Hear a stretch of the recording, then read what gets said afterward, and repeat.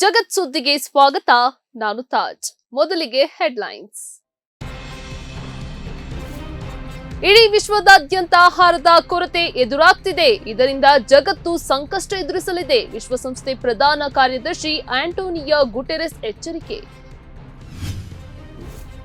ಭೀಕರ ಭೂಕಂಪದಿಂದ ತತ್ತರಿಸಿರುವ ಅಫ್ಘಾನಿಸ್ತಾನದ ಜನತೆ. ಭಾರತ ನೆರವಿನ ಹಸ್ತ ಚಾಚಿದ್ದು, ಎರಡನೇ ಬಾರಿಗೆ ಅಗತ್ಯ ವಸ್ತುಗಳನ್ನ ಅಫ್ಘಾನ್ ಸಂತ್ರಸ್ತರಿಗೆ ರವಾನೆ. ಭಾರತಕ್ಕೆ ಧನ್ಯವಾದ ತಿಳಿಸಿದ ತಾಲಿಬಾನ್. ಪಾಕಿಸ್ತಾನದಲ್ಲಿ ಪೇಪರ್ ಬಿಕ್ಕಟ್ಟು. ವಿದ್ಯಾರ್ಥಿಗಳಿಗೆ ಸಿಗ್ತಿಲ್ಲ ಪಠ್ಯ ನೋಟ್ ಪುಸ್ತಕ. ಪಾಕಿಸ್ತಾನ್ ಪೇಪರ್ ಅಸೋಸಿಯೇಷನ್ ನಿಂದ ಮಾಹಿತಿ. ಸಿಮೆಂಟ್, ಉಕ್ಕು ಮತ್ತು ಆಟೋಮೊಬೈಲ್ ಬೃಹತ್ ಕೈಗಾರಿಕೆಗಳಿಗೆ ಶೇಕಡಾ 10% ಸೂಪರ್ ಟ್ಯಾಕ್ಸ್ ತೆರಿಗೆ ವಿಧಿಸೋದಾಗಿ ಪಾಕಿಸ್ತಾನ ಪ್ರಧಾನಿ ಶಹಬಾಜ್ ಶರೀಫ್ ಘೋಷಣೆ. ಜಾಗತಿಕ ಸವಾಲುಗಳನ್ನು ಸಮರ್ಥವಾಗಿ ಎದುರಿಸುವ ಸಲುವಾಗಿ ವಿಶ್ವಸಂಸ್ಥೆಯಲ್ಲಿ ನಿರ್ಧಾರ ಕೈಗೊಳ್ಳುವಿಕೆಯನ್ನ ಪ್ರಜಾಪ್ರಭುತ್ವೀಕರಣಗೊಳಿಸುವ ಅಗತ್ಯವಿದೆ. ದಕ್ಷಿಣ ಆಫ್ರಿಕಾ ಅಧ್ಯಕ್ಷ ಸಿರಿಲ್ ರಾಮಫೋಸಾ ಹೇಳಿಕೆ. ಜಗತ್ತಿನಾದ್ಯಂತ ಆಹಾರ ಕೊರತೆಯಿಂದ ಮಹಾ ದುರಂತವನ್ನ ಎದುರಿಸಬೇಕಾಗುತ್ತದೆ ಎಂದು ವಿಶ್ವಸಂಸ್ಥೆಯ ಮುಖ್ಯಸ್ಥ ಆಂಟೋನಿಯೋ ಗುಟೆರೆಸ್ ಎಚ್ಚರಿಸಿದ್ದಾರೆ.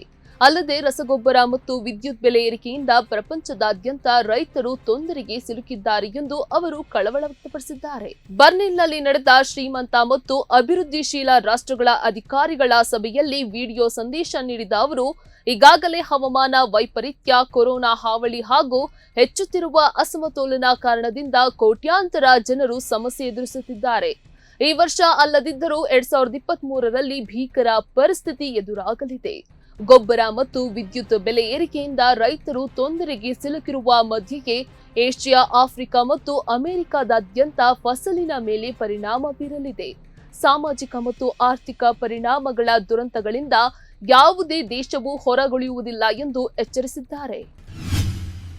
ಭೀಕರ ಭೂಕಂಪದಿಂದ ತತ್ತರಿಸಿರುವ ಅಫ್ಘಾನಿಸ್ತಾನದ ಜನತೆಗೆ ಭಾರತ ನೆರವಿನ ಹಸ್ತ ಚಾಚಿದೆ. ಭಾರತವು ಎರಡನೇ ಬಾರಿಗೆ ಅಗತ್ಯ ವಸ್ತುಗಳನ್ನ ಅಫ್ಘಾನ್ ಸಂತ್ರಸ್ತರಿಗೆ ರವಾನಿಸಿದೆ. ಅಫ್ಘಾನಿಸ್ತಾನದ ಪೂರ್ವ ಭಾಗದಲ್ಲಿ ಭಾರಿ ಭೂಕಂಪ ಸಂಭವಿಸಿ 1000ಕ್ಕೂ ಹೆಚ್ಚು ಜನರನ್ನ ಬಲಿ ಪಡೆದಿದೆ. ಭೂಕಂಪದಿಂದಾಗಿ ಸಾವಿರಾರು ಮಂದಿ ಸಂಕಷ್ಟಕ್ಕೆ ಸಿಲುಕಿದ್ದಾರೆ. ಅವರಿಗೆ ನೆರವು ನೀಡಲು ಭಾರತ ಮುಂದಾಗಿದ್ದು, ಈಗಾಗಲೇ ತಂಡವೊಂದು ಕಾಬೂಲ್ ತಲುಪಿದೆ. ವಿದೇಶಾಂಗ ವ್ಯವಹಾರಗಳ ಸಚಿವಾಲಯದ ವಕ್ತಾರ ಅರಿಂದಮ್ ಬಾಗ್ಚಿ ಈ ಕುರಿತು ಟ್ವೀಟ್ ಮಾಡಿ ಮಾಹಿತಿ ಹಂಚಿಕೊಂಡಿದ್ದಾರೆ. ದೇಶದಲ್ಲಿ ಕಾಗದದ ಬಿಕ್ಕಟ್ಟಿನ ಕಾರಣ ಆಗಸ್ಟ್ನಿಂದ ಪ್ರಾರಂಭವಾಗುವ ಹೊಸ ಶೈಕ್ಷಣಿಕ ವರ್ಷದಲ್ಲಿ ವಿದ್ಯಾರ್ಥಿಗಳಿಗೆ ಪುಸ್ತಕಗಳು ಲಭ್ಯವಿರುವುದಿಲ್ಲ ಎಂದು ಪಾಕಿಸ್ತಾನ ಪೇಪರ್ ಅಸೋಸಿಯೇಷನ್ ಎಚ್ಚರಿಸಿದೆ. ಕಾಗದದ ಬಿಕ್ಕಟ್ಟಿಗೆ ಜಾಗತಿಕ ಹಣದುಬ್ಬರವಷ್ಟೇ ಅಲ್ಲ, ಪಾಕಿಸ್ತಾನ ಸರ್ಕಾರಗಳ ತಪ್ಪು ನೀತಿಗಳು ಮತ್ತು ಸ್ಥಳೀಯ ಕಾಗದದ ಉದ್ಯಮಗಳ ಏಕಸ್ವಾಮ್ಯವು ಪ್ರಮುಖ ಕಾರಣ ಎನ್ನಲಾಗಿದೆ. All Pakistan paper Merchant association, Pakistan association of printing graphic art industry, ಕಾಗದದ ಉದ್ಯಮಕ್ಕೆ ಸಂಬಂಧಿಸಿದ ಇತರ ಸಂಸ್ಥೆಗಳ ಸಹಯೋಗದಲ್ಲಿ ಅರ್ಥಶಾಸ್ತ್ರಜ್ಞ ಡಾಕ್ಟರ್ ಕೈಸರ್ ಬೆಂಗಾಲಿ ಜಂಟಿ ಪತ್ರಿಕಾಗೋಷ್ಠಿಯನ್ನ ಉದ್ದೇಶಿಸಿ ಮಾತನಾಡಿದರು. ಸಿಮೆಂಟ್, ಉಕ್ಕು ಮತ್ತು ಆಟೋಮೊಬೈಲ್ನಂತಹ ದೊಡ್ಡ ಪ್ರಮಾಣದ ಕೈಗಾರಿಕೆಗಳ ಮೇಲೆ ಶೇಕಡಾ 10% ಸೂಪರ್ ಟ್ಯಾಕ್ಸ್ ವಿಧಿಸುವುದಾಗಿ ಪಾಕಿಸ್ತಾನ ಪ್ರಧಾನಿ ಶಹಬಾಜ್ ಶರೀಫ್ ಅವರು ಘೋಷಿಸಿದ್ದಾರೆ. ಹೆಚ್ಚುತ್ತಿರುವ ಹಣದುಬ್ಬರ, ವಿದೇಶಿ ಮೀಸಲು ನಿಧಿಯ ಕೊರತೆ ಮತ್ತು ಸಾಲದ ಹೊರೆ ತಗ್ಗಿಸುವ ಉದ್ದೇಶದಿಂದ ಈ ಕ್ರಮ ತೆಗೆದುಕೊಳ್ಳಲಾಗಿದೆ ಎಂದು ಪಾಕ್ ಪ್ರಧಾನಿ ಈ ನಿರ್ಧಾರವನ್ನ ಕೈಗೊಂಡಿದ್ದಾರೆ. ದಿವಾಳಿಯಾಗಿರುವ ಪಾಕಿಸ್ತಾನವನ್ನ ಅಪಾಯದಿಂದ ಪಾರು ಮಾಡಲು ಈ ಕ್ರಮ ತೆಗೆದುಕೊಳ್ಳಲಾಗಿದೆ. ಹೆಚ್ಚಿನ ನಿವ್ವಳ ಲಾಭ ಹೊಂದಿರುವ ವ್ಯಕ್ತಿಗಳು ಬಡತನ ನಿರ್ಮೂಲನೆಗೆ ತೆರಿಗೆಗೆ ಒಳಪಟ್ಟಿರ್ತಾರೆ ಎಂದು 2022-23ರ ಮುಂದಿನ ಹಣಕಾಸು ವರ್ಷದ ಫೆಡರಲ್ ಬಜೆಟ್ನ ಆರ್ಥಿಕ ತಂಡದ ಸಭೆಯ ನಂತರ ಶರೀಫ್ ತಿಳಿಸಿದ್ದಾರೆ. ಜಾಗತಿಕ ಸವಾಲುಗಳನ್ನು ಸಮರ್ಥವಾಗಿ ಎದುರಿಸಲು ವಿಶ್ವಸಂಸ್ಥೆಯಲ್ಲಿ ನಿರ್ಧಾರ ಕೈಗೊಳ್ಳುವಿಕೆಯನ್ನ ಪ್ರಜಾಪ್ರಭುತ್ವೀಕರಣಗೊಳಿಸುವ ಅಗತ್ಯವಿದೆ ಎಂದು ದಕ್ಷಿಣ ಆಫ್ರಿಕಾ ಅಧ್ಯಕ್ಷ ಸಿರಿಲ್ ರಾಮಫೋಸಾ ಹೇಳಿದ್ದಾರೆ. ವರ್ಚುವಲ್ ವೇದಿಕೆಯಲ್ಲಿ ನಡೆದ 14ನೇ ಬ್ರಿಕ್ಸ್ ಶೃಂಗಸಭೆಯನ್ನುದ್ದೇಶಿಸಿ ಮಾತನಾಡಿದ ಅವರು, ಬಹುಪಕ್ಷೀಯ ಸಂಸ್ಥೆಗಳು ಜಾಗತಿಕ ಸಮಸ್ಯೆಗಳನ್ನು ಪರಿಣಾಮಕಾರಿಯಾಗಿ ಎದುರಿಸಲು ಸಾಧ್ಯವಾಗುವಂತೆ ಇಡೀ ವಿಶ್ವಸಂಸ್ಥೆಯ ವ್ಯವಸ್ಥೆಯಾದ್ಯಂತ ನಿರ್ಧಾರ ನಿರ್ವಹಣೆಯನ್ನ ಪ್ರಜಾಪ್ರಭುತ್ವಗೊಳಿಸಬೇಕಾಗಿದೆ ಎಂದಿದ್ದಾರೆ. ಅಂತಾರಾಷ್ಟ್ರೀಯ ಸಮುದಾಯದ ಗಮನ ಮತ್ತು ಸಂಪನ್ಮೂಲಗಳು ಇತರ ಕಳವಳಕಾರಿ ಸಂಘರ್ಷಗಳು ಮತ್ತು ಮಾನವೀಯ ಬಿಕ್ಕಟ್ಟುಗಳಿಂದ ಬೇರೆಡೆಗೆ ತಿರುಗಿದೆ ಎಂಬ ಆತಂಕವಿದೆ. ಹವಾಮಾನ ಬದಲಾವಣೆ, ಸುಸ್ಥಿರ ಅಭಿವೃದ್ಧಿಯಂತಹ ತುರ್ತು ಜಾಗತಿಕ ವಿಷಯಗಳ ಬಗ್ಗೆ ಪರಿಣಾಮಕಾರಿಯಾಗಿ ಗಮನ ನೀಡುತ್ತಿಲ್ಲ. ವಿಶ್ವದಾದ್ಯಂತಹ ಸಂಘರ್ಷಕ್ಕೆ ಮಾತುಕತೆಯ ಮೂಲಕ ಶಾಂತ ರೀತಿಯ ಪರಿಹಾರ ಕಂಡುಕೊಳ್ಳಬೇಕು ಎಂಬುದು ನಮ್ಮ ಒತ್ತಾಯವಾಗಿದೆ ಎಂದಿದ್ದಾರೆ. 2008ರಲ್ಲಿ ನಡೆದ ಮುಂಬೈ ಭಯೋತ್ಪಾದನಾ ದಾಳಿಯ ಪ್ರಮುಖ ಮಾಸ್ಟರ್ ಮೈಂಡ್ಗೆ ಪ್ರಕರಣವೊಂದರಲ್ಲಿ ಪಾಕಿಸ್ತಾನದ ಭಯೋತ್ಪಾದನಾ ವಿರೋಧಿ ನ್ಯಾಯಾಲಯ 15 ವರ್ಷಗಳ ಜೈಲು ಶಿಕ್ಷೆಯನ್ನ ವಿಧಿಸಿದೆ. ಈ ತಿಂಗಳ ಆರಂಭದಲ್ಲಿ ಲಾಹೋರ್ನ ಭಯೋತ್ಪಾದನಾ ನಿಗ್ರಹ ನ್ಯಾಯಾಲಯ ನಿಷೇಧಿತ ಲಷ್ಕರ್-ಎ-ತೊಯ್ಬಾ LAT ಕಾರ್ಯಕರ್ತ ಸಾಜಿದ್ ಮಜೀದ್ ಮೀರ್ಗೆ ಭಯೋತ್ಪಾದನೆಗೆ ಹಣಕಾಸು ಒದಗಿಸಿದ ಪ್ರಕರಣದಲ್ಲಿ 15 ವರ್ಷಗಳ ಜೈಲು ಶಿಕ್ಷೆಯನ್ನ ವಿಧಿಸಿದೆ ಎಂದು ಹಿರಿಯ ವಕೀಲರು ತಿಳಿಸಿದ್ದಾರೆ. ಪಂಜಾಬ್ ಪೊಲೀಸ್ನ ಭಯೋತ್ಪಾದನಾ ನಿಗ್ರಹ ಇಲಾಖೆ CTD ಇಂತಹ ಪ್ರಕರಣಗಳಲ್ಲಿ ಶಂಕಿತರ ಶಿಕ್ಷೆಯನ್ನ ಮಾಧ್ಯಮಗಳಿಗೆ ಪ್ರಕಟಿಸುತ್ತದೆ. ಈ ಪ್ರಕರಣದಲ್ಲಿ ಮೀರ್ನ ಶಿಕ್ಷೆಯನ್ನ ಸ್ಪಷ್ಟಪಡಿಸಿಲ್ಲ. ಮುಂಬೈ ಭಯೋತ್ಪಾದನೆಯ master mind Mir coat Lakhpat ಜೈಲಿನಲ್ಲಿದ್ದು ನ್ಯಾಯಾಲಯ ಆತನಿಗೆ 4 ಲಕ್ಷ ರೂಪಾಯಿಗೂ ಹೆಚ್ಚಿನ ದಂಡವನ್ನ ವಿಧಿಸಿದೆ ಎಂದು ತಿಳಿಸಿದ್ದಾರೆ. ತೀವ್ರ ಆರ್ಥಿಕ ಸಂಕಷ್ಟದಿಂದ ಪರದಾಡುತ್ತಿರುವ ನೆರೆ ರಾಷ್ಟ್ರ ಶ್ರೀಲಂಕಾಗೆ ಭಾರತವು 65 ಕೋಟಿ 35 ಲಕ್ಷ ರೂಪಾಯಿಯಷ್ಟು ಬೃಹತ್ ಮೊತ್ತದ ಮಾನವೀಯ ನೆರವಿನ ಸರಕನ್ನ ಹಸ್ತಾಂತರಿಸಿದೆ. ಶ್ರೀಲಂಕಾದಲ್ಲಿ ಭಾರತೀಯ ಹೈಕಮಿಷನರ್ ಗೋಪಾಲ ಬಾಗ್ಲೆ, ಶ್ರೀಲಂಕಾ ಆರೋಗ್ಯ ಮಂತ್ರಿ ಕೆಹಲಿಯಾ ರಾಮಬುಕಾವೆಲ್ಲ, ವಾಣಿಜ್ಯ ಮಂತ್ರಿ ನಲಿನಾ ಹಾಗೂ ಹಲವಾರು ಸಂಸತ್ ಸದಸ್ಯರು ಸರಕು ಬರಮಾಡಿಕೊಂಡರು.